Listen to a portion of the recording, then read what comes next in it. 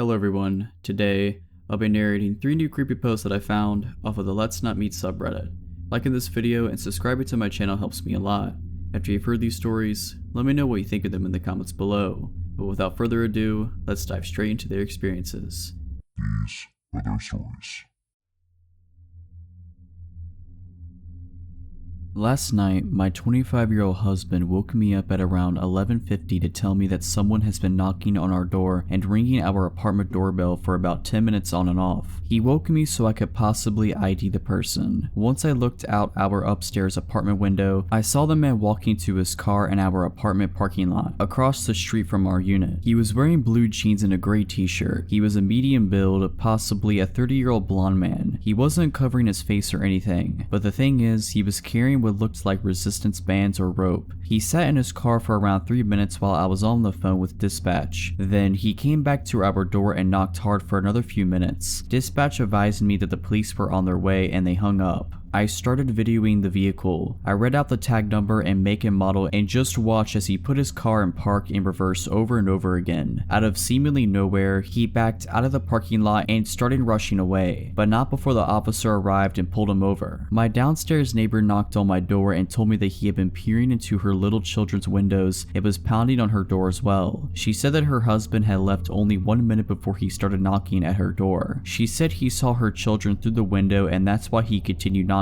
Our doors are right next to one another, so he probably didn't know what door he wanted opened. He was watching us as well through our upstairs windows, so I turned all the lights out and shut the blinds while I called dispatch. The police never contacted us for a statement. I've reached out to dispatch about an update and I'm waiting to see if any action was taken. We're keeping our eyes peeled to see if he's been following us. I'm replacing my porch light bulbs with motion detectors and putting bars in our window and door tracks. My neighbor and our families are panicked, to say the least. He was outside for about 25 to 30 minutes. Update: I am trained in firearm usage and now live in a state where I can open carry and the background check is really quick. We are going this weekend to get a firearm. My husband will be taking some classes as he came from somewhere where owning a gun is illegal, so he's never handled one. I am still waiting on a call from the responding officer. I have his badge number and name, so if they don't reach out to me today or tonight, he might work third shift. I will call the substation. If they didn't do anything, I will go ahead and make a suspicious person's case for the paper trail. We had no odd encounters last night. However, while I was looking at the video I took, I remember that car. I was walking my dog at 8 p.m. a week ago from him to pee, and this car was driving really slowly through the parking lot and parked a few spots down from where I was letting my dog sniff. They just sat there with the car running. When I tell you my ears started ringing and I got an awful feeling, I'm not joking. I turned around and went home, didn't give my dog the chance to pee, and shut every door and window. I think this man has been stalking out our apartment building, me and my neighbors, and I think he wanted to get in where those children are. I'll update more when I have new information. Update 2. It's been a week since the incident. I called the dispatch today because I never received a follow-up from the responding officer. A sergeant from the PD called me back to give me more information. He said that they pulled over the man, ran him to make sure that there were no warrants, and asked him what he was doing. He told the officer that he was meeting up with an acquaintance. The officer let him go with no further questions. I about lost my mind. The sergeant I spoke to today stated that he should have looked into it more. It was obviously an attempt at burglary with whatever knows what intentions. The responding officer is supposed to call me tonight when he gets on duty. I'm livid, honestly. Zero due diligence for this case, but there's not even a case. No case number, just a documented police contact. I'll give more info when I have it. Final update. The officer finally called me. Here's how the conversation went. I answered groggily. It was well past midnight. Hello, miss. I was told you have some questions about an incident a few nights ago. Yes, about Thursday. I wanted to know what the man told you he was doing. You know, he was looking at windows and carrying potential restraints. I'm not sure if that was relayed to you. I stopped him, ran his tags, and he told me that he was meeting up with a guy from a dating app.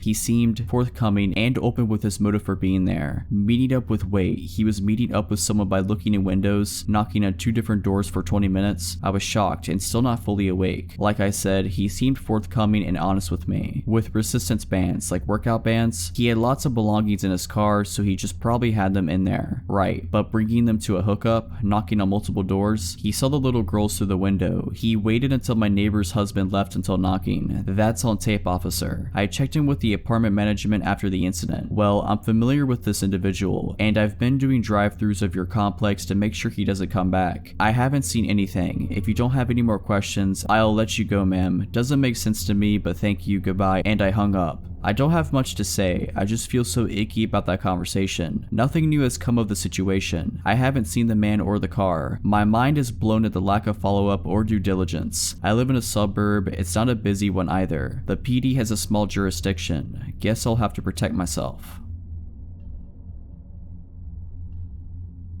I was 24 at the time, working in a nightclub about a 10-minute walk from my home. I used to close on Tuesday nights slightly earlier than most nights, as it was generally our slowest night of the week, closing around 12 a.m. instead of keeping customers until 2:30 a.m. Usually I'd be the only one left as I start cutting staff as the night went on, and since it was a slower day of the week, we didn't have security on. About 2 months in of regularly closing at 12 a.m., I was walking home. I used to bring bulkier clothes to hide my figure when leaving alone, as I've been followed and chased multiple times before, and we'd often get men waiting after hours for us girls to come out, knowing we'd eventually come out after closing and didn't want to attract attention to myself. I also used to walk home as I didn't have a car and had a few terrifying experiences with Uber drivers not actually driving me home, turning out to be fake cab / Uber drivers or harassing me until I pretended to show interest or give them some way of contacting me, to which Uber would just give me a $5 coupon for the trouble, but that's a story for another time. The bar was located along a main road that was home to the majority of the other bars and restaurants in the city downtown. Often at this time I'd maybe see a handful of people, but the streets were generally empty. I'm walking and notice a parked car about a block away. The driver noticed me and U-turns around to be on the same side of the street as me. Now he's catcalling me and trying to get me to come into his car. I don't engage and keep walking. We're maybe a block or two past the initial spot I saw him, and he's been slowly driving alongside the sidewalk.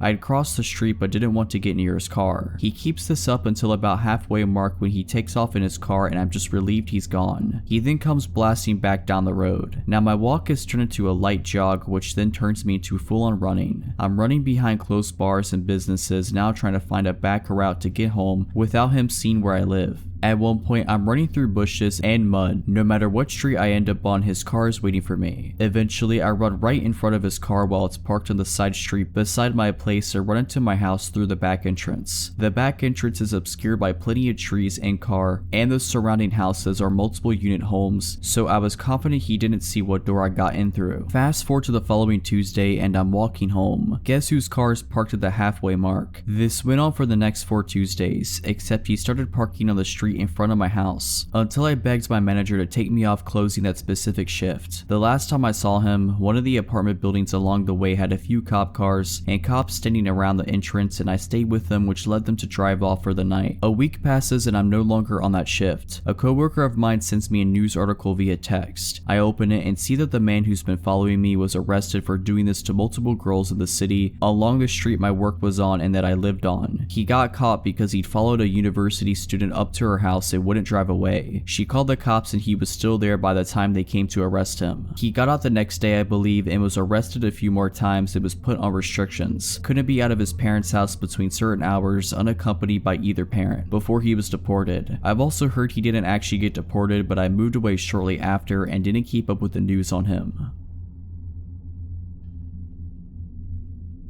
It was a Wednesday night in the summer. I was off work, my husband was out of town, and our son was staying at his grandma's for the night. I was home alone with my dogs, an 80-pound Aussie mix and my 80-pound German Shepherd / Pit Bull mix. I always have issues sleeping when I'm home alone, so I tend to just binge watch TV in the living room until I can't keep my eyes open anymore. This particular night, I remembered that the trash pickup comes the next day. I decided to turn on Game of Thrones for a bit, then I would take the trash out. All of a sudden, I realized it's 1:30 a.m. a.m. and I still haven't taken the trash out to the curb. My house has 2 solid iron gates, one in the front and one to the side door / backyard. Lighting on our street or anywhere in our neighborhood isn't that great, but it's a quiet neighborhood with a lot of families and you rarely hear about crime here. I looked out the window by habit before I took the trash out and saw who I thought was my neighbor, smoking a cigarette outside of his gate across the street looking directly at me. For context, this is a normal occurrence. My neighbor across the street hides smoking cigarettes from his wife, so he typically does it late at night in front of his gate. I get off of work late, so I usually see him and we wave, say hi, chat a little, then I go inside and he makes the joke, "You didn't see me smoking," if my wife asks. So unbothered by seeing the guy, I go outside, grab my trash cans, open my squeaky iron gate and take them out to the curb. I did not have my glasses on at the time, so as usual I waved and said hello. However, the guy, who I thought was my neighbor, threw down the cigarette and quickly walked off down the street. It took a minute for me to register that he was not my neighbor. I was a little creeped out because he was clearly staring into my window from the opposite sidewalk, but also maybe it was a guy taking a night walk. Not unusual in our neighborhood, and just stopped for a cigarette. I thought I probably weirded him out as much as he weirded me out, went back inside and laid on the couch with my dogs to keep watching Game of Thrones. At some point, I fell asleep and I woke up hearing my gate squeak and my German Shepherd mix growling. He's extremely protective of our family at home, but he's also the kind of dog you can take anywhere because he's so friendly in public. My Aussie mix is more passive, but his sheer size and scary bark tends to deter people. He's very friendly though. I quickly got up and pulled back my curtain. My gate was still shut and I didn't see anything. My dog, however, continued to growl at my front door. I looked out another window, which had a better view of my front yard and porch. I didn't see anything. Eventually, my dog settled back down with my other dog, but I was still uneasy. I ended up watching TV again because I couldn't go back to sleep.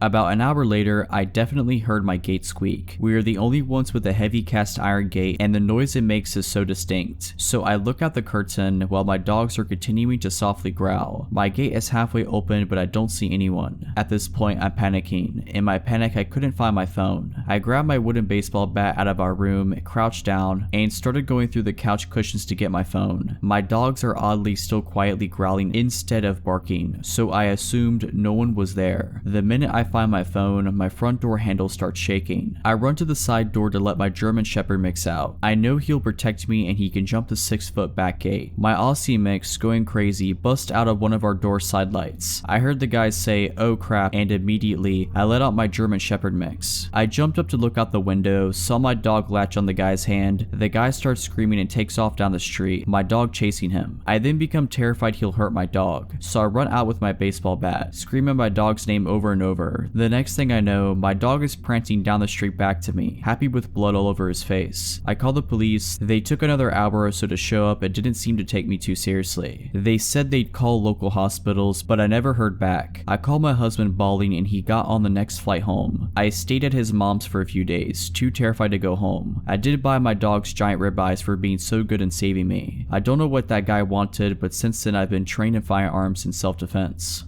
Alright, so that's it. Hope you enjoyed this video. If you did, consider liking this video and subscribing to my channel. Let me know what you thought of these stories in the comments below. But as always, Have a nice day.